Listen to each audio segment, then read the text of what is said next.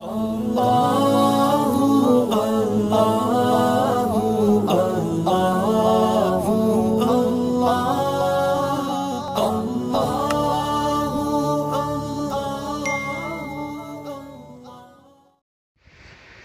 علیکم ورحمۃ اللہ وبرکاتہ۔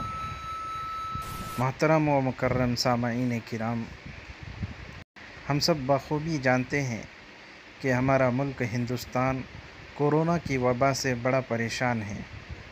کورونا کی وبا دن بدن پھیلتی جا رہی ہے اور امت مسلمہ و دیگر حضرات کثرت سے اس دار فانی سے کوچ کر رہے ہیں، تو دوسری طرف فلسطین پر ظلم کے پہاڑ توڑے جا رہے ہیں۔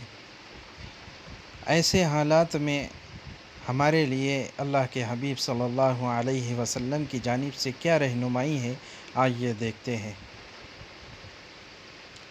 آقائے دو جہاں رحمۃ للعالمین صلی اللہ علیہ وسلم اور صحابہ کرام رضی اللہ عنہم اجمعین کا اسوہ حسنہ یہ ہے کہ جب مسلمانوں پر کوئی عام اور عالمگیر مصیبت نازل ہو، مثلا غیر مسلم حکومتوں کی طرف سے حملہ اور تشدد ہونے لگے اور دنیا کے سر پر خوفناک جنگ چھا جائے یا دیگر بلاؤں اور بربادی اور ہلاکت خیز طوفانوں میں مبتلا ہو جائے، تو ایسی مصیبت کے دور کرنے کے لیے فرض نمازوں میں قنوت نازلہ پڑھتے تھے، اور جب تک وہ مصیبت دفع نہ ہو جائے، دور نہ ہو جائے، یہ عمل برابر جاری رہا کرتا تھا۔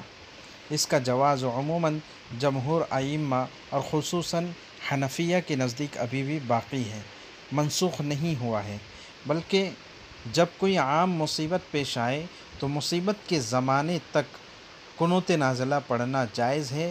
لہٰذا مسلمانوں پر ضروری ہے کہ ایسے وقت میں اس سنت پر ضرور عمل کرے اور قنوت نازلہ پڑھنے کے ساتھ ساتھ توبہ و استغفار کی کثرت کرے۔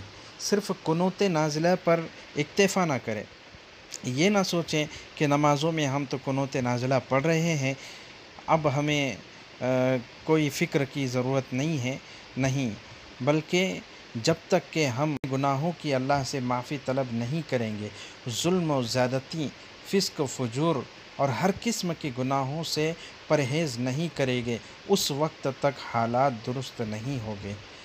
اور ہاں، حقوق العباد کی ادائیگی کا بھی پورا لحاظ کرنا چاہیے، آپس میں محبت، ہمدردی اور اتفاق پیدا کرنا چاہیے۔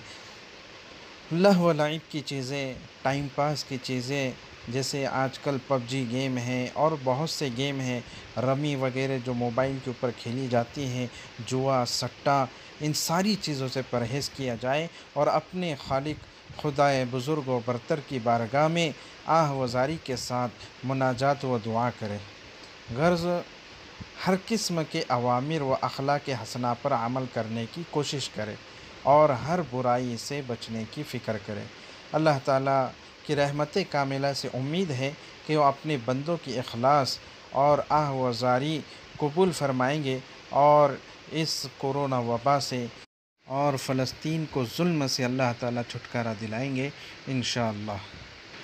اب ہم آگے چلتے ہیں کہ قنوت نازلہ کا ثبوت نبی پاک صلی اللہ علیہ وسلم کے زمانے سے ہے یا نہیں ہے، آئیے جانتے ہیں۔ حضرت انس بن مالک رضی اللہ عنہ سے روایت ہے کہ اللہ کے نبی صلی اللہ علیہ وسلم نے 1 مہینے تک نماز فجر میں قنوت پڑھی، جس میں آپ نے عرب کے بعض قبیلوں رعل، ذکوان، عصیہ اور بنی لحیان کے خلاف بددعا فرمائی ہے۔ یہ حدیث آپ کو بخاری شریف میں 1579 نمبر کی مل جائے گی۔ دوسری روایت ہے، حضرت انس بن مالک رضی اللہ عنہ فرماتے ہیں کہ رسول اللہ صلی اللہ علیہ وسلم نے 1 مہینے تک قنوت نازلہ پڑھی، اس کے بعد چھوڑ دی۔ تیسری حدیث ہے، انس بن مالک رضی اللہ عنہ سے دریافت کیا گیا، پوچھا گیا، کیا رسول اللہ صلی اللہ علیہ وسلم نے صبح کی نماز میں قنوت نازلہ پڑھی؟ انہوں نے فرمایا ہاں۔ پھر پوچھا گیا کہ رکوع سے پہلے پڑھی ہے یا رکوع کے بعد؟ تو فرمایا کہ رکوع کے بعد، اور آپ کا یہ عمل تھوڑی ہی مدت رہا۔ قنوت نازلہ سے متعلق ایک بات بغور سماعت فرمائے۔ قنوت نازلہ جنگ کے ساتھ مخصوص نہیں ہے، بلکہ جب بھی مسلمانوں پر کوئی مصیبت آ جائے یا فتنے میں مبتلا ہو تو اسے پڑھنا جائز ہے۔ خیر الفتاویٰ جلد نمبر 2 صفحہ نمبر 488۔ جب طاعون یا ہیضے وغیرہ کی وبا پھیل جائے جس سے لوگ مضطرب اور پریشان ہوں تو قنوت نازلہ پڑھی جا سکتی ہے تاکہ اللہ تعالیٰ اس مصیبت کو دور کر دے۔ فتاویٰ رحیمیہ جلد نمبر 6 صفحہ نمبر 21۔ فتاویٰ دارالعلوم دیوبند جلد نمبر 4 صفحہ نمبر 153۔ اب قنوت نازلہ کب تک پڑھنی ہے؟ قنوت نازلہ کوئی مستقل اور اصلی چیز نہیں، بلکہ وقوع نازلہ اس کا سبب ہے۔ پس جب سبب پایا جائے تو قنوت نازلہ پڑھی جائے، اور جب سبب دور ہو جائے تو قنوت نازلہ کی ضرورت نہیں، اس کو ترک کر دیا جائے۔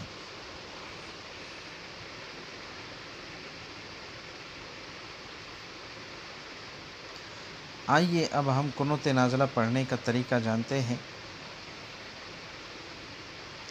قنوت نازلہ پڑھنے کا طریقہ یہ ہے کہ نماز فجر کی دوسری رکعت میں رکوع کے بعد سمیع اللہ لمن حمدہ کہہ کر امام قوما کرے، یعنی امام کھڑے رہے، اور اسی حالت میں دعائے قنوت یعنی قنوت نازلہ پڑھیں۔ جہاں وہ ٹھہرے تمام مقتدی وہاں آہستہ آواز سے آمین کہتے رہیں، پھر دعا سے فارغ ہو کر اللہ اکبر کہتے ہوئے سجدے میں چلے جائیں اور بقیہ نماز امام کی اقتداء میں معمول کے مطابق ادا کریں۔ اب قنوت نازلہ میں پڑھتے وقت ہاتھ باندھے یا چھوڑے، اس میں دونوں قول ہیں۔ ایک قول یہ ہے کہ قیام کی طرح ہاتھ باندھ لے، اور دوسرا قول یہ ہے کہ قومی کی طرح ہاتھ چھوڑے رکھے، لہٰذا کسی پر اعتراض نہ کیا جائے۔ البتہ مفتی کفایت اللہ دہلوی وغیرہ نے ہاتھ باندھنا اولیٰ لکھا ہے۔ فتاویٰ رحیمیہ میں ہے ہاتھ باندھنا قوی اور راجح ہے، اس لیے کہ ہر اس قیام میں جس میں ذکر مسنون ہے شیخین کے نزدیک ہاتھ باندھنا سنت ہے۔ اس لیے ثنا پڑھتے وقت قنوت و وتر میں، نماز جنازہ میں، اسی طرح قنوت نازلہ میں بھی ہاتھ باندھنا چاہیے۔ اگر کوئی چھوڑے رکھے تو اس سے جھگڑنا نہیں چاہیے۔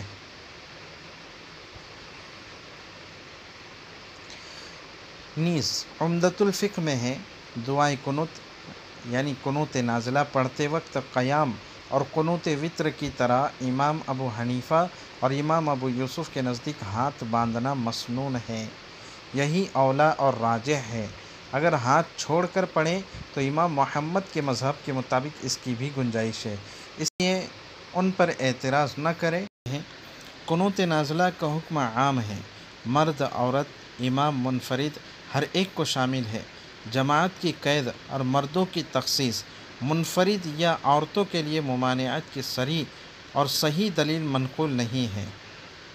حضرت مولانا مفتی کفایت اللہ صاحب کا بھی یہی نظریہ ہے، لہٰذا منفرد اور عورتیں اپنی نماز میں دعائے قنوت پڑھ سکتی ہیں، مگر عورتیں زور سے نہ پڑھیں۔ فتاویٰ رحیمیہ جلد نمبر 6 صفحہ نمبر 23۔ عمدۃ الفقہ جلد نمبر 2 صفحہ نمبر 296۔